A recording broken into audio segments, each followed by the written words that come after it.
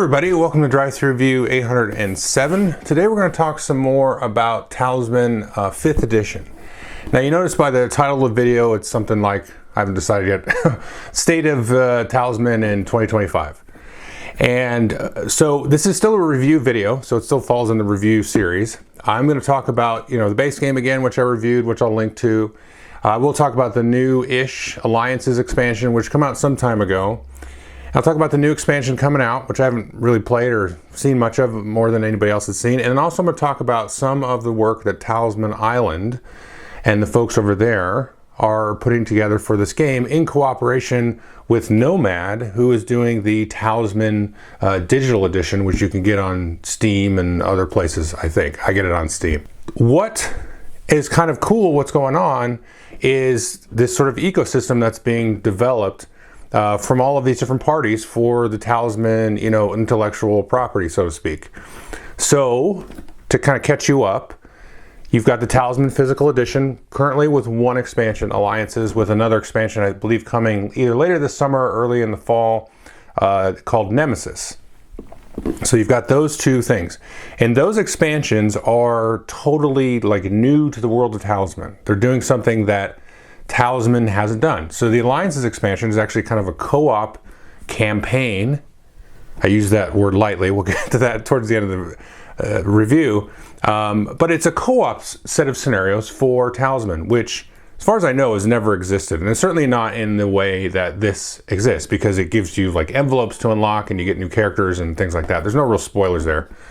Because the story is absolutely tenuous at best. It's the worst part of the campaign. Now there's a lot of really cool parts about it, and this is why this video is taking so long, is because when I initially played it I was like, I do not like this campaign and this expansion. But then I kind of come back to it a little bit ago. We'll get to more of that in a minute. So, but that, to my point, is something very, very new. And then the Nemesis expansion coming up is actually a one versus many type of thing for Talisman, which is also very, very new. And so I think as I've sort of gotten more involved, or at least from an observation point, involved with the Talisman community, the consensus is sort of split on that, because it's, there's some real, I think, objective objections to some of the stuff that happened with the Alliances expansion. I think I'd agree with a lot of it. There's also some really cool parts, but also people seem to be, it's hard to always kind of project this sort of impressionist kind of thing, but seem to be sort of split on, they really like the change. It's very, very new and different, this co-op stuff, or this one versus many stuff. And it's also not really what makes Talisman great in a lot of people's minds. And I can kind of go on either side of that. So you've got that little part of the world here. Now on the other side of the world, we'll start with the Talisman Digital Edition.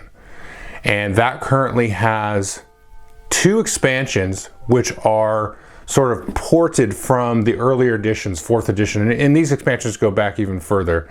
I can't remember the name of it, but they involve the Reaper, which is like a little non-player character that travels around the board, and the Ice Queen, which I think that's wrong, it might be the Witch Queen, but I'll show you when we get to the table here. So those are two older expansions which have been sort of retooled and tweaked a little bit to work with 5th edition. Not the digital 5th, or not the physical 5th edition, but the digital 5th edition. Now, where this comes into play here, where it's relevant for this video, and I think for most people watching the video, is that the folks at Talisman Island have worked with Nomad, made physical files that you can download, digital files, but then you can produce a physical component out of. So you can add those into the mix. So if you really think about it, in a way, we have basically 4 expansions with one of those up and coming. We've got the Alliances expansion, the Ice March, or whatever, Frost March, that's what it is, with the Ice Queen. Frost March, and then the one with the Reaper. And you could print that stuff out and put it in here. And I'll put links to all this stuff in the files. And I know not everybody's like a print and play person, so if that's not for you, it's not for you. So they may physically produce it. I don't think that they will, but from my perspective, I'm currently in the space of, there's a rabbit hole to go down. There's a little world here to explore, to put things together, to build modules. If you watch the channel at all, you're like, oh, there's modules involved. I can plug and play stuff into system. activates the Joel brain, and that's what's going on here. So you really have those 4 expansions. Now, above and beyond that, there's a whole lot of other things, not just those 2 expansions that have been ported over by the Talisman Island people. The one thing that Talisman has, and I know this is a lot of preamble here, but the one thing that is missing from my perspective, and I think the Relic edition of Talisman, the 40K, Warhammer 40K edition of Talisman did really, really well. And I think a lot of the older editions of Talisman done well, but it's largely, been ignored, is the idea of the endings. So, in the game of Talisman, you just kind of run around the board, and then you either, in the older editions, you go get the Talisman, right? They get the Crown of Command, and then you kill everybody on the table. Or you just get to the end and you win, or you get to the end and you fight like a big dragon, and then whoever does that first is the winner. So you can see here, this is a huge deck of cards here that I've printed out. These are all different win conditions and different ways to game. And they changed the rules of the game, and they changed it up. And that's kind of what the Alliances expansion does. This is turning into a podcast here. I will go down to the table in a minute. The Alliances expansion has basically endings, win conditions. Now there's 5 of these, and they're all like largely the same. And that's kind of the one critique of Alliances, is that you've got these sort of 5 quests or whatever, and it's cooperative and stuff, and it's neat, and I'll show you a little bit of that here. But they're all really, really close to each other. There's not a lot of nuance and variation between them, which in context, I think is both a negative and a positive, and I'll talk more about that when we go down to the table here in a second. But so the last piece I want to talk about before we get to the table is I went through and made some of my own endings here, and I will say up front that they are lightly play tested, although they seem to work pretty well. A lot of them, or a few of them, are basically based off of the endings in Relic, sort of in the vein of like somebody. And now again, this is just for fun for me. And again, I'll have all these files and stuff linked. Some of this stuff's on Board Game Geek. But I've really been having a ball with this game the last couple of months. And so I would say in the vein, and I hesitate to do this because I don't want to put myself into somebody that's like a professional, but like what the guys at Talisman Island are doing and Nomad are doing, where they're sort of like retweaking old stuff to inject into the new edition of Talisman. And I made some of those endings and sort of tweaked some of the Relic endings to make more sense with what's going on in here, as well as, in my opinion, and this is where I think things get a little exciting for me, is some of the tools and the mechanics of the Alliances expansion. They're very like, I don't want to say basic, but they're very sort of like fundamentally core. And so you could, I think, reuse, and that's what I did a little bit here, is reuse some of those like trackers and stuff like that as acting as that kind of countdown timer to make other things co-op or make it solo and stuff like that. And there are some official solo rules and some other things we'll talk about. But I'm basically going to go down to the table here. I'm going to show you all these different things and really hopefully just kind of introduce people to what is possible with this system. I was talking to a buddy of mine. He's got like everything for 4th edition, and he's kind of been eyeing the 5th edition stuff because it's still pretty new. He got some new stuff, like stuff that's actually being printed and come out. Is a new kind of breath of fresh air, which is interesting. And I think it's going to be interesting to see how these kind of all these different worlds kind of collide, and you can kind of build your own kind of custom Talisman type of thing. Which again, if you watch the channel at all, I had a lot of fun doing that with the old. What's the name of the game? Warhammer Quest. And yeah. So anyway, let's go down to the table. I was going to show you some stuff. Again, this will all be linked. Pick and choose as you like, how much interest you have in this, but let's go to the table. Okay, so I got everything kind of laid out here on the board. You can see lots of decks of cards, lots of miniatures, some extra miniatures that have been printed out or ordered. Mostly lots of cards. And then also you can see here, if you're not familiar with the Alliances expansion, you've got this Doom track here, which is used in all the scenarios. And then you have these little like buff tokens. So depending on when certain villains come out, as the Doom tracker proceeds, you'll put these tokens on there, increasing their strength and their craft. And one thing you will shuffle into the deck here, are these villain cards, which act kind of like player characters. You can see you've got the same back here as the regular adventure deck. So these get shuffled in, and the rules will tell you kind of how to shuffle these in based on which scenario you're playing. So there are 5 different scenarios here, which you're going to go through. And again, I'm going to spoil the heck out of this. There's not really a story per se. The weakest part of this expansion is there's twofold. One is these are all kind of the same. There's like slightly wrinkles there. They don't really do too much. But the other part is sort of it's more like the marketing promise of like, hey, you're going to play through a campaign. And it's like, okay, it's very loose and tenuous. And then you have these envelopes, which I've gotten rid of, and you basically unlock new characters, which is cool, fine, that's great. And then at the end, spoiler, you unlock this little Toad mini here. And normally you have these Toad tokens like so. And yeah, that's it. So, I mean, that's sort of a letdown. It's nothing really exciting. However, setting that aside, which I don't think is good, I think the rest of this is actually quite fun. And if you just look at it in terms of, hey, let's play Talisman co-op today. Let's randomly, deal one of these out and then just play co-op. And the way the co-op works in this is it gives you some rules for shuffling up cards in the deck. So you take out some cards. So for example, I have these set aside, and these are cards from the base game, spells and adventure cards. These, not all of these, but most of these interact negatively with other players. So obviously when you're playing co-op, you don't do that. So you take these out, you shuffle in some of the new cards, which are some new spells, new adventure cards, which are more co-op oriented. So you set the deck up that way. And then what you have to do is, instead of necessarily just getting a talisman to unlock and get into here, these you'll see will be sealed and then unsealed. And to unseal most of these, I think there's one that's a slight wrinkle, you will take a talisman and then you will bury it in one of the 4 corners. These are places of power. So you've kind of like unlocked the talisman, and then you go and like deliver it to, one of the good guys, and then they do some ceremony. And then this will become unsealed, and then that will change the win condition. So the win condition is the neat part, where you don't always get to the center. Sometimes this thing will be moving around. This will turn into a villain or something like that. There'll be interactions with these different villains. And these are sort of like characters. So you effectively are doing PvP against these, and these have different abilities.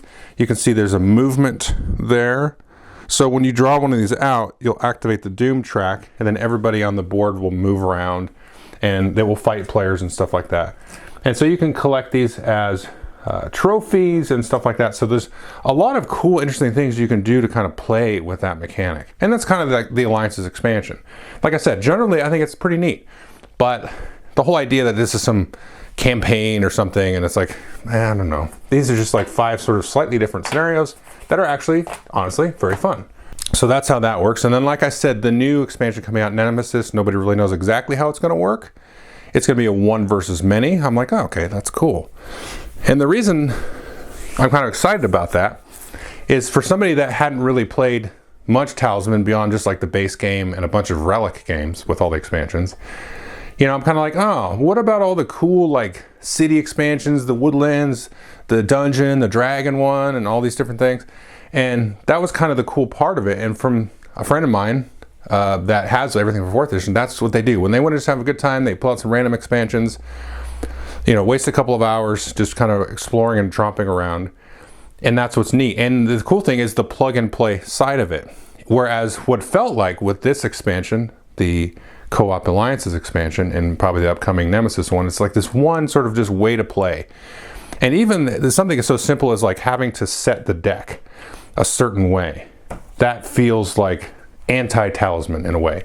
Whereas Talisman is more like just throw everything in there, throw what you want in there, and then you kind of, the part of the adventure side of it is seeing what happens. You flip a card off the adventure deck and it's like, oh, that's new. I haven't seen that card in a long time, or whatever. Or the game, the arc of the game will going to be very different. Sometimes let's say for example, you get like a bunch of dragons or hard stuff out there at the beginning. So this thing's basically living on the board, and that's the story you have this time. Is it's like the dragons came, or all these bad monsters came and took over the land for a little while, and you had to kind of work your way up.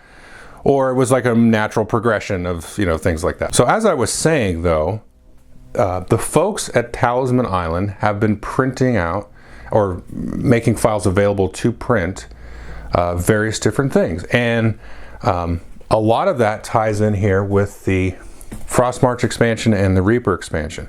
And so now let's just take a look down here. So this is one of the new characters that you unlock with alliances. But so if you take the alliances, there's another one here, Minotaur, Centaur, Priest. I think these are all alliances at the top here. But here's an original one. So if you take all of these, and then we're going to go down to a little ways here, and then these, can you tell the difference? You can't, because these are printouts from the digital, even on the back here. So this is not, you can't really see this, but it's card stock instead of, well, it's thinner card stock.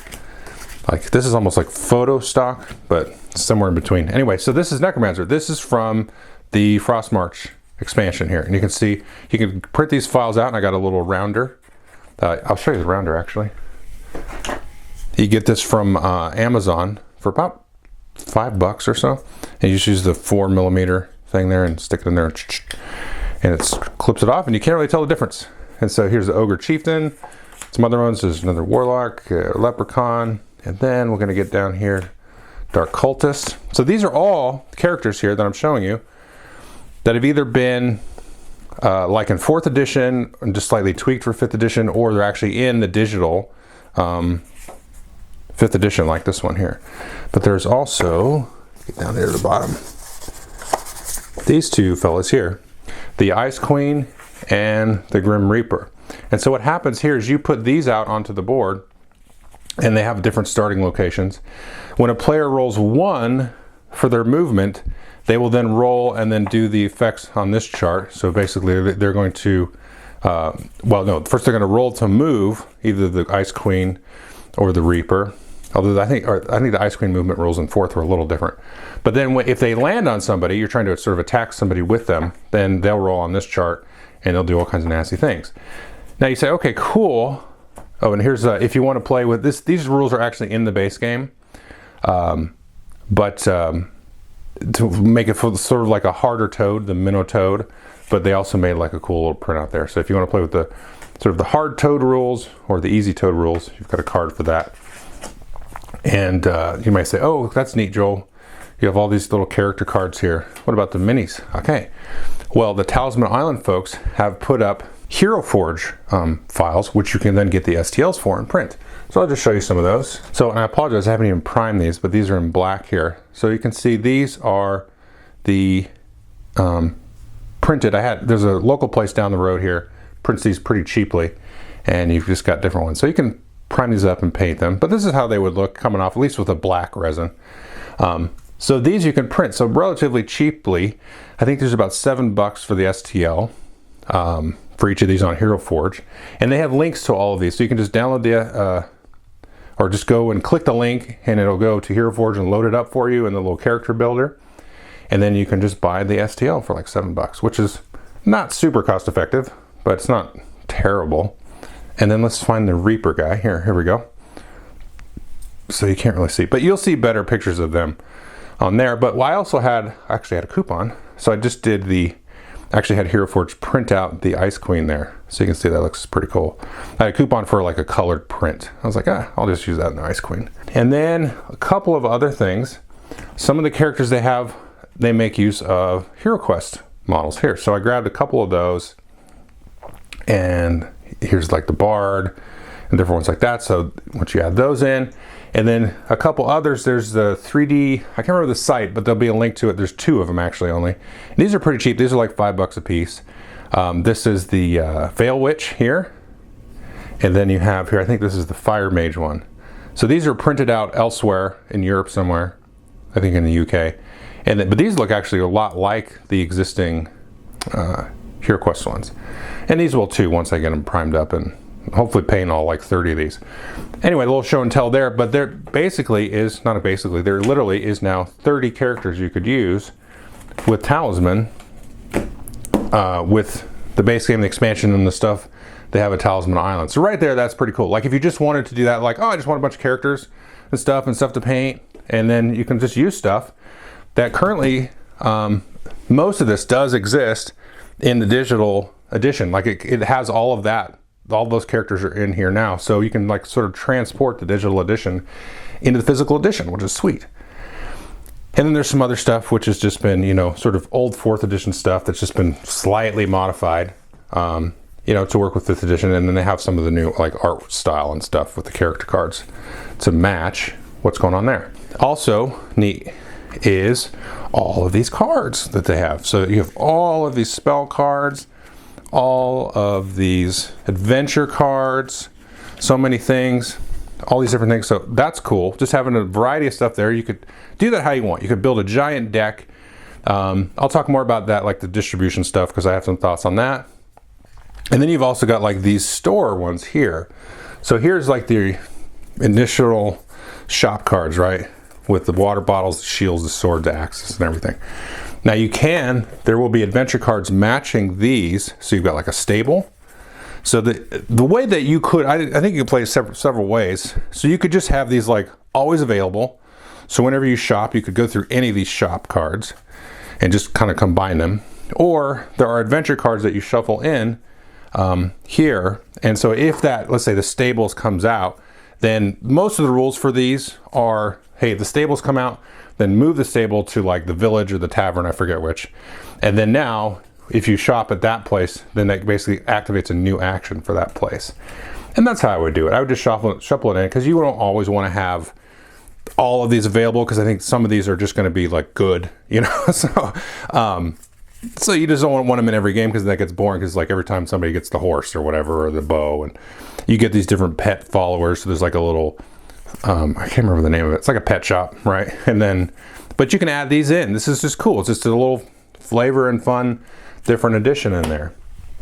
So there's that. The next part is they have cards here for the Warlock and the Warlock quests. Let's take a look at those. A couple of things. We've got a huge deck of Warlock quests and then quest rewards. And these are all ported over from 4th edition. So instead of just rolling the D6 and get one of those, you know, Warlock quests, you can draw a card here and have that quest. And then in addition to getting the talisman, or instead of, depending on the scenario, which we'll talk about in a minute, you can get a special quest reward. So that adds some flavor and some variety to the game there. There are some certain endings, which we'll get to, which will interact with this. So maybe instead of just running around, getting the talisman, getting the crown of command, or fighting some big bad, it's like, oh, why don't you accomplish 4 quests, and the first player to do that then wins the game. So it's just a little dynamic change to play with the game. And this is another kind of plug and play type of thing. So again, similar with, you know, the shops and however you want to implement those, you can sort of pick and choose and add these as a whole, add these in part, you know, do these how you like, maybe add or don't add the quest rewards, just, you know, have talismans or not, or whatever. So it gives you some pieces to kind of play with. So the last sort of bit is, and we take a look here. Here's some Crown of Command cards. And there are some of these endings that will go in here as well. I think these cards are sort of obsolete, but I went ahead and just printed them out anyway, because you could just sort of shuffle these up. And you could even do it randomly. You know, you could just like take one of these and put it in the center. And so these just give you slight kind of variations on if you're playing sort of the full PvP game, where you get to the center, you get the Crown of Command, and then you now activate it and start wiping each other out. So that gives you some variety here. And there is, for those of you that have not played 4th edition and have only played 5th edition, I just printed out some rules here. So there's some rules about how that works, which if you've played it Talisman before will be obviously pretty straightforward. And also I'll also put a link to this printout here, which is the solo rules, which work fine for 5th edition. And so you've got that as well. If you just want to play sort of a basic game of Talisman with basic solo rules, those actually work pretty well. So the last piece, which I think is the funnest piece, all of this is fun, are these endings here. And I have so many of these printed out. So the way you can do this is you could literally like shuffle up and put one of these face down. Now some endings work better like that as a reveal, and some of them work better. I don't know. I've never actually played it that way. I just like, I don't know about that. But, or you can just put it, you know, and these are cool because the Talisman Island guys have made it in this kind of tarot card format there, which is nice because they fit pretty well right in there in the Crown of Command. So everybody can read it, and it's pretty cool. There's a lot here. I will have separate links because I don't want to get them like all mixed up with people. So there are some of these, let's see if we just dig in a little bit here, that are direct ports of the endings from 4th edition, right? And they've just kind of been retooled and stuff like that for this new edition with this new artwork, right? And so that's cool. And they have those on the Talisman Island website, and you can look through these. There's just different endings, right? Here's the reason I would not play with revealed. So like this one is Horrible Black Void. So you play with these hidden, and then somebody reveals that, they just die. And then you draw a new ending, and I'm like, yeah, no thanks. I printed it out anyway just to have it. But yeah, it's just some different things, like different types of baddies that you'll fight, different sort of, you know, changes to this Crown of Command concept where they're like a little bit slightly more involved, and you know, they can make the game end a little bit quicker, which is nice. This one here, Talisman game, this is the one where, yeah, it's just you complete a bunch of different quests, and then you get, there's like a little game that's involved. I don't want to waste a lot of time going through all these because there's a bunch. So there's a lot of these here, right? So some of these, like I said, I got kind of carried away, frankly. Like I said, a lot of them I made here, I'll show you these, are based on the Relic endings, which I loved. You know, one of the things that I was going through my brain here when I was playing with the Alliances stuff here, and I was like, man, I kind of like this, but you know what I miss is all the cool endings in Relic and some of the cool co-op stuff. And my memory was disturbing me because there's really only like one co-op game in Relic. And there's, I mean, even with Alliances, there's 5. They're all kind of the same, but at least they can vary it up a little bit. With Relic was just the one. I did really like, though, a lot of the competitive endings. That we had a lot of fun with those. So I kind of went back through here and started making some of these cards using the template that they had. So I'll have a link to all this stuff. And like I said, I've lightly tested all of these. Let's just put it that way. But it all seems to kind of work. But you know, like I said, it hasn't really hit the level of scrutiny I would expect out of a published game. But I think it's something to kind of play around with. Now, the one thing I will state here is that I've left it somewhat ambiguous. I kind of went back and forth about how to set up your adventure deck.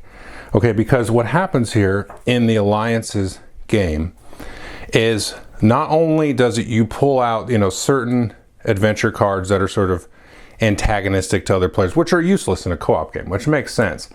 But it's also the count, the card count of the deck, and how you shuffle in the villain cards.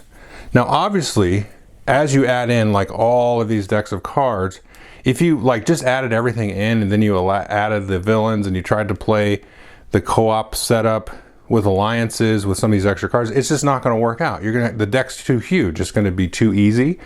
You're never going to advance this Doom track here, right? Because as the Doom track advances, when it gets to the bottom, basically what happens is players can no longer heal, and when you die in that point, you actually are eliminated. And then if all the players are eliminated, then you've lost. So the way that tracking works, it has to be tied to the deck, the size of the deck of cards.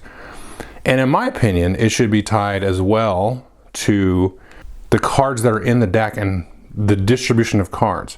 So this is my advice here. Let me just go back to the endings. If you take a look at the Talisman, if you're not playing co-op, none of this matters. You could just do, I think you could just do a giant deck, because who cares, right? You're playing against each other. But look at the deck setup once you've set it up to match what's in Fate Beckons here in the Alliances expansion.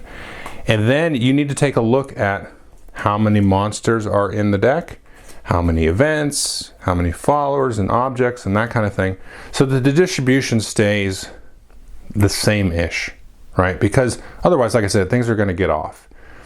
And for some of these other co-op scenarios that I have here, they actually make use of this tracker and sometimes make use of these or don't, these little bonuses that add to the villains, and they actually change how the villains work. and also how these fate tokens work. Because one thing that's not been explored yet is how these fate tokens, because you have the dark side and kind of the light side of the fate tokens. So that's kind of interesting. So I do some playing with that in here. So what I'll do here is I'll just kind of go through these. I'll try to be quick because there's a few of these that I've made. Let's just get into it. So this one's interesting. This is Tiamat. And this one I sort of tweaked. I know this is based on some earlier ones. This is co-op or competitive. And so the thing with her is she's 16/16 craft and strength, 5 lives. She rolls 5 dice, each representing one of the heads of the dragon. And then if she rolls a 6, it's automatically an additional hit of damage. And then as she takes damage, she loses dice. And then, you know, all the way down to 1. But then if you don't have any players attacking her, then she'll regenerate health all the way back up. And then if you're playing quote competitively, it's the person, whoever does the last point of damage wins. And then cooperatively, you just play with the Doom track, and you just play like you're doing a co-op, except for now, instead of one of these sealed ones, you've got to fight her on a timer, basically. And so I found that to be pretty cool. So that's that one. And this one is not based on Relic. This is Relic Massacre. And this one's a little bit involved. So this is a competitive game of 2 teams of an equal amount of good and evil characters. Players can choose alignment to start, but any effect which changes alignment is ignored, and instead that player loses a life. When on the Crown of Command space, players will take one of the following actions unless a character of the opposing alignment is there, which they must then encounter. So if you're on the Crown of Command, you can do one of these actions, otherwise you got to fight. If you have an encounter, the loser returns to their starting space. If you cannot or do not take any of these actions, return your character to the starting space. So here, discard 4 fate tokens and place a light or dark token. So that's if you're good or evil. Discard trophies totaling 7 strength and place a light or dark token. Lose 3 life. If you have at least 1 life left, place a light or dark token. And that's just, you just choose this side or this side, good or evil. Discard trophies totaling 7 craft instead of strength, light or dark token. If there are 4 dark tokens, evil wins. If 4 light, good wins. So it's a team game. You race to the center. You want to kind of have a stack of these so you can take an action. So you can probably do maybe a couple of these, like you could discard 4 fate on this turn, and then the next turn discard 7 strength, or whatever. So I mean, it's Talisman, right? It's a race. And so now you can do it in teams. This is one of the funnest ones. This is just a port of a Relic scenario. A Relic is you're just massacring the Relic, basically. Whatever, it's fun. I like that one. This one here, Plague Lords. This one is of my own concoction here. And this one seems to work really well. It somehow works, but on surface I don't think that it would. So this is different. So it's going to make use of these villain deck here. But it's not, you're not playing an alliances thing. So shuffle the villain cards from alliances into the adventure deck and use all the rules for cooperative play. However, when a villain card is drawn, and I apologize also for the writing on this because I'm trying to just make it like self-contained, like, oh, you can just flip the card and you know how to play. So some of the times the font is small. However, when a villain card is drawn, activate the Doom track as normal, but place the villain in a random place of power. That's at the 4 corners of the game. If there's already a villain at the place of power, add the villain to an adjacent space in a random direction. So it's going to kind of grow. So you can randomly determine which corner it's in. And then if there's already one there, then you're going to add it to an adjacent space. So they're going to kind of like, it's like a plague. Think of like pandemic, where things are going to grow. So back here, if there's already a villain, add it to an adjacent space. If there's already a villain in this space, place the villain on the next line. So you're going to randomly choose one of the 2 adjacent spaces to there, and then you're just going to work your way down whatever that line is. So if you are forced to place a villain on the next subsequent place of power, creating a line of 7. So if you draw a line from one corner to the other with plagues, with villains, everybody loses. So at the beginning, they're just kind of be there, and then if you kind of let one side of the board go, and they kind of build a link from one corner to the next, and you lose. So now, when a player places a talisman at a place of power, remember, with the alliances, you go and get the talismans, and then you bury them in one of the corners. So when you do that, that place of power can no longer be selected. So you've reduced where they can grow, but now they are more likely to grow in other corners because you've sealed that one off, you've protected it, but now they're going to kind of double down when the villains come out. Once a place of power equal to the number of players has a talisman, the players win. So if you're playing solo, you just go do it and do it once, but you're also not going to have enough people to run through the deck. So this is a maximum 4 players, obviously, because there's only 4 corners. Villain cards do not take up an adventure card slot and do not move. They are optionally encountered as per alliance rules. So there's no movement with these in this, they just kind of fill it up. And it's similar to the alliance's rules. That's one thing I didn't mention is like, so if you're in a zone, these don't take up one of the card slots, because it'll say like draw 1 or draw 2 cards. They don't take up a slot. So that's that one. We'll just do a few more of these here because I don't want to make this too long-winded and self-serving here. Lure of Fate. You can see it looks very Zinchian there. So this is a little slight variation here. Shuffle all of the villain cards from alliances and place them on the Crown of Command. So all the villains go in the center. No other alliances rules are used. So you're playing a competitive game here. When a player enters the Crown of Command space, they will choose either a battle or psychic combat, so strength or craft. Then draw 2 cards from the villain deck and counter both villains with the chosen combat. Ignore the ability text on the villain cards, discard those cards after the encounter, and move to the plane of peril. So you're going to combine their strength or craft, basically. If a player is defeated, lose a life. If that player wins, they place a strength or craft token on their character sheet, matching the combat chosen. So if you choose strength, you mark strength, craft, you mark craft.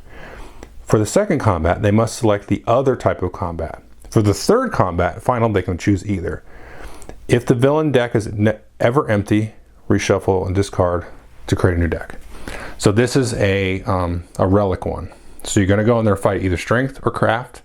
You draw 2 cards. You could get lucky. You get totally screwed by the amount that you need. And then next time you have to come back and fight the other one, strength, craft, and then strength again, or whatever, craft, strength, craft. And that's what that is. So this is a port of a relic scenario there. So a little fun, right? I mean, you go and you have to fight 3 things. You don't know what it is. It's just competitive.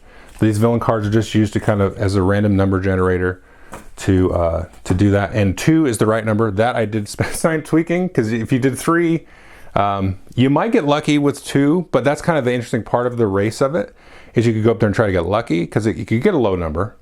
If you did 3 though, I mean, the game would take like 5 hours. So, and here's a variant of that. So Lure of Chaos. So all characters align with evil to start the game. If an effect would change your alignment, instead take 1 fate token, black side up, and place it on your character sheet. So if you would change alignment, put a black token on your sheet. Deal each player 1 villain card face down from alliances. Shuffle up the rest into the adventure deck. No other alliance or rules are used. These is competitive. So everybody's evil. Everybody starts with a black token. These are shuffled into the deck. When a villain card is drawn from the adventure deck, the player who drew it keeps it face down, doesn't show anybody, and draws a replacement card. Each player has a corruption value. This is again a relic one, which is the total of black-sided fate tokens plus each face down villain's craft. So there's a craft there. Because remember, one of the neat things about the relic was the corruption part of it, kind of go into chaos. So the first player to enter the Crown of Command reveals all of their face down villain cards and adds their craft value to the number of the black-sided face tokens. So you reveal all of these, add up all the craft, add them to these tokens here. If this player alone has the highest total corruption, they win. Otherwise, the player with the least wins. Ties are broken by most villain cards, most life, most strength. So again, you will get corruption when you change alignment, and then also just randomly through the game here with that.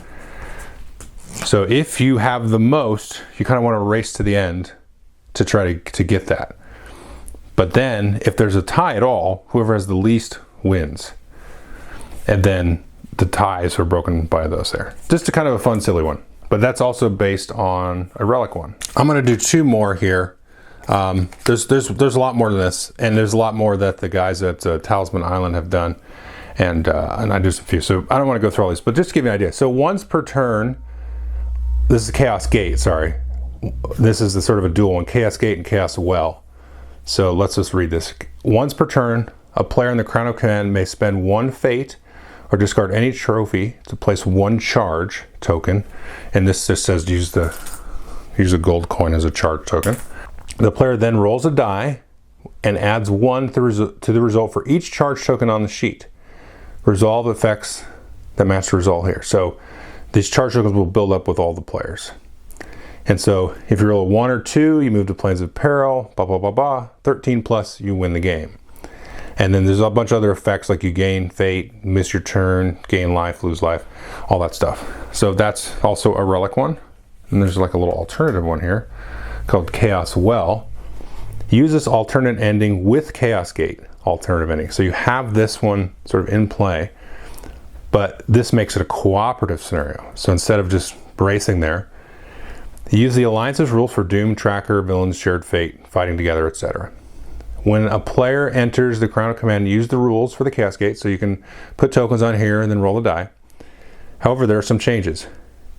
The Doom Tracker's final space prevents players from gaining life. So anything here that says you would gain life doesn't work if this is on the last space there. Villain characters may not be spent as a trophy to add a charge token. So for here, you can't use villains, otherwise it's too easy. But you can use the regular trophies there. Once a charge token placed on this card, all villains, once there's a single charge token on this card, villains will start to move towards the Crown of Command when activated. And villains may enter the crown space, because normally they can't based on the rules. So you're gonna start this up, and then they're gonna start, instead of moving in the normal sort of clockwise movement around or moving towards the nearest player type of thing, they're just all gonna converge on the center. So it just turns into kind of a co-op scenario. So here I actually have a double-sided one. And so this is setup, flip this card over and do the setup. And this is one's involved, so I'm gonna make this the last one here. So this is the Dragon Queen, Strength 10, Craft 10, Life 1. Setup. The Dragon Queen has cursed the crown. Put 1 egg, use gold, per player here. So you're gonna put gold per player here. Those are eggs, dragon eggs. This game is cooperative. Split the adventure deck into 5 roughly equal stacks. Shuffle 4 villain cards into each stack and then stack them together. Use the normal rules, but players can fight together, trade, and share fate. To steal an egg, a player fights the queen. If defeated, the queen doesn't lose life, but the player will steal an egg. Place a coin on a fate token on their character card. Move to the portal of power. So you fight her to take an egg, but she doesn't lose any life. Each time a villain card is drawn, flip this card over. Flip it over. When this card is flipped to the side, roll a die, execute the results below, and flip the card back over and draw a replacement card. So whenever you draw a villain, something happens. Fate may be used to re-roll this die. So 1, all players lose life, all players lose a follower, all players may move only 1 space on the next turn, and then add a fate to the fate pool. Because the players have a collective fate pool. Put the drawn villain card in the villain discard pile. After discarding it, players may remove villain cards in the discard pile from the game to gain a benefit. So as these villains come out, they're going to do bad stuff, but then you can spend those cards in the discard pile to do things. So if you remove 2+ cards, add fate to the fate pool. If you move 3 or more, 1 player moves to a space in the middle region. If you move 5 or more, move to any space, even the crown, but you still need the talisman to move the crown. And so the queen gets +2 strength, +2 craft for each stolen egg. So she gets more powerful the more eggs you steal. Once an egg is stolen, players can no longer heal or gain life. A player with an egg may desecrate an egg in the caverns, forest, crags, or graveyard. There's 4 spaces on the sides of the board. Upon landing on that space, discard the coin and mark the space with the fate token. The space is no longer active and can be skipped for movement. Once the last egg is desecrated, players lose 1 life at the end of their turn. The queen flies to the city to seek her revenge. To win the game, all eggs must be desecrated and the players must travel to the city to defeat the queen. So, Basically, take the eggs. She's going to get stronger. Once you desecrate a number of eggs based on the number of players, then she's going to fly to the city and you have to fight her. And then things go very south there. So it has a similar mechanic to the Doom Tracker, but you don't use that. And then, again, the villain cards are just used to kind of trigger events in that case. So you really kind of just ignore them. They're just sort of events. And then you'll be able to spend them. So it's like a slight tweak on a pre-existing scenario. So yeah, there's a bunch. Like I said, there's a ton here. So you're going to find one you like, you find one you don't like, you know, away you go. Okay, so that was kind of the state of Talisman in 2025. And the reason I took this approach, like I said, I'm not going to do my normal pillars of review here, but it's because I was kind of satisfied and dissatisfied with the Alliance's expansion. I talked about it a couple of times in the kind of the walkthrough of all the pieces. I didn't really like the idea that there was some campaign here or something like that. It was very loosely, tenuously tied to any grounded story or anything, which is that's not the end of the world really, because it's not meant to be a big story game. It's kind of a procedurally generated adventure game. Now, the part that I really didn't kind of like was how each of the 5 scenarios was largely the same. Everything kind of operated the same. But I think what's really cool there is something that, you know, I'd like to see them reinvestigate and take a look at, is some of how that was driven, because I think it's because they're a lot of fun actually. The 5 scenarios, they're a very fun way to play Talisman cooperatively or even solo if you want. And so that kind of got me going a little bit as I played through all 5 of them. And I was like, oh, I kind of like this part a little bit here. It's a little wrinkle, and it's not something like, it's not like I'm just going to sit down and play through all 5 once and then never play again. I was like, this is the wrong way to look at it. And it's really like, no, pick one and then just play it. It's just for fun.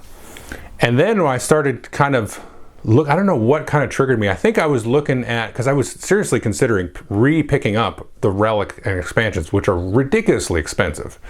I was like, I don't know about that. That's like $200 or something, or yeah, I think like, the cheapest I saw was like the whole set. It was like $250, something like that, which is like, okay, well, they're normally $50 games, so it's $150. It's like that much of a markup, but still, it's a lot of money to shell out all at once. Because I really did enjoy playing Relic back in the day, and Talisman was kind of juicing me up to play that. So I think in my little rabbit hole there, I found this Talisman Island thing, and then how they were working with the Talisman digital people and getting some of the assets and stuff like that to pull in some of those expansions. I was like, oh, that's neat. And so I've been playing a little bit of the Talisman digital on the PC here and there, and it's fun. I like it. I would recommend folks take a look at it.